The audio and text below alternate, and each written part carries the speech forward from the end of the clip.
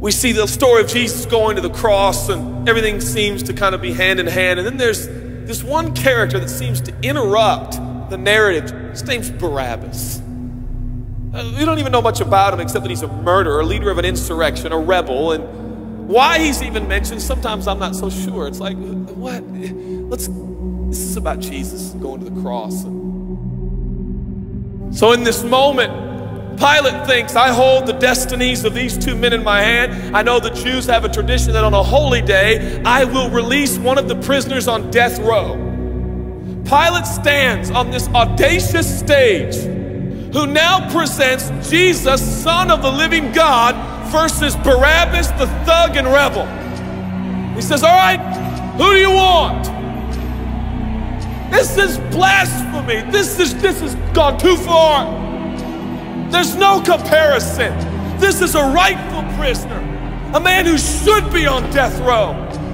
He's a rebel against Rome. He leads a rebellion. He murders people. He's a bad man. He's a thug and he's a crook. He deserves the chains and he deserves the crucifixion. Jesus, what has he done but heal, restore, deliver, set free, open blind eyes, open deaf ears, heal the lame and the leper? What has Jesus done? Who do you want? We want Barabbas.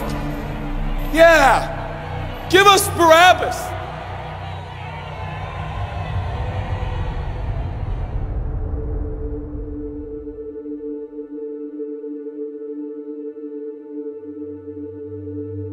People say, give us Barabbas. The Roman soldiers come up and they put the key in and they unlock Barabbas from his chains and shackles. And he walks down the platform, welcomed by all of his thug friends. Yeah, the people love me. Yeah, that's right. I don't even know who this Jesus guy is, but all I know is my people love me.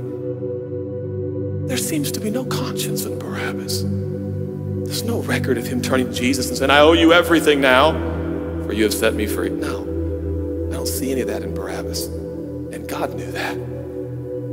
Jesus stood there, silent, for he knew the will of the Father.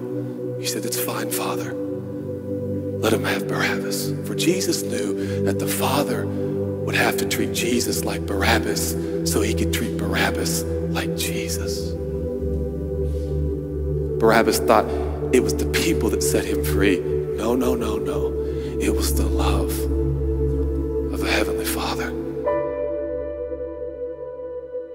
When I look at the story, I realize who Barabbas really is. That's me. That's you. That's us. And I was reading this the other day, and I felt God speak to me. I love Barabbas. I love him. But God, he's bad, man. I love him. And I wanted him to go free. But didn't you know that he probably would have never acknowledged the free gift? Yeah, but I love Barabbas. For while we were still sinners, Christ died for us.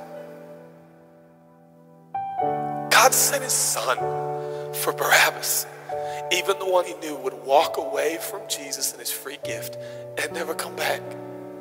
He loves him. And the nerve, the gall, and the audacity of believers to think, I got saved by grace, but now that I'm in this deep, dark place of bondage, I better work hard to get myself out. What? That's the opposite of the gospel. Are you bound?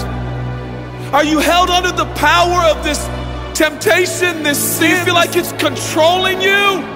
What are you going to do? I'm going to shake myself free. Stop it! No, you won't. You're no match for the powers of hell and the urges of sin. You will not overcome it, and you will never overcome it. You'll just be another statistic. There's no answer within yourself. Your own merit, your own goodness, your own discipline, your own devotion will not save your marriage and will not save your kids. There's only one. And he's the one that took your place. He's the one that stood silently on the platform with Pilate and said, yes, let him have Barabbas. Take me. How many times have I stood on that platform with Pilate and Jesus, and I'm the Barabbas, and they start to take my chains off, and I say, no, no, I deserve this. I deserve the guilt. I deserve the shame. I deserve the consequence. I deserve it. Jesus seems to look at me and say, no, son, let me have it. Let me have your sin. Let me have your pain. No, God, I did it to myself. I deserve it. My marriage won't make it. This is what I deserve. I deserve divorce. I deserve poverty. I deserve sickness. I deserve it all. No!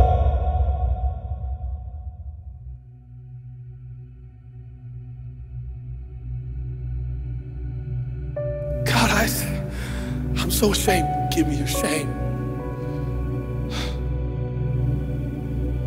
But God, what if I do it again?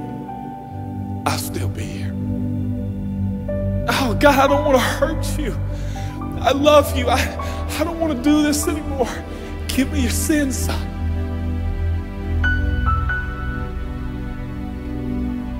This is all we got. It's all I got. It's all you got.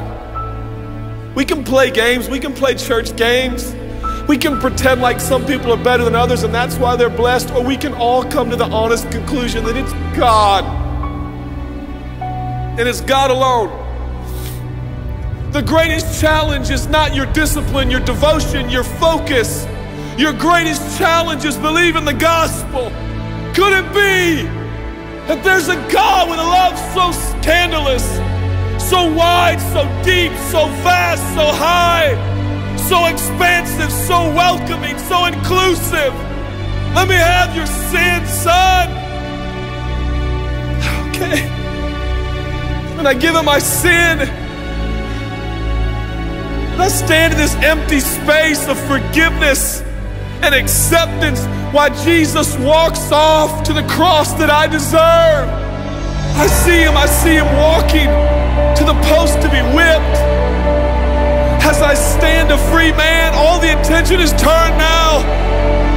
And I feel the love of God saying, go, son, live your life. I'll pay the price.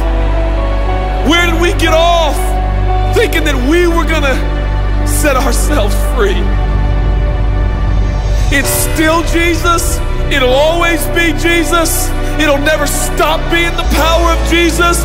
If his blood is sufficient for your salvation, his blood is sufficient to sustain you through every challenge and every sin and every temptation. Jesus is enough.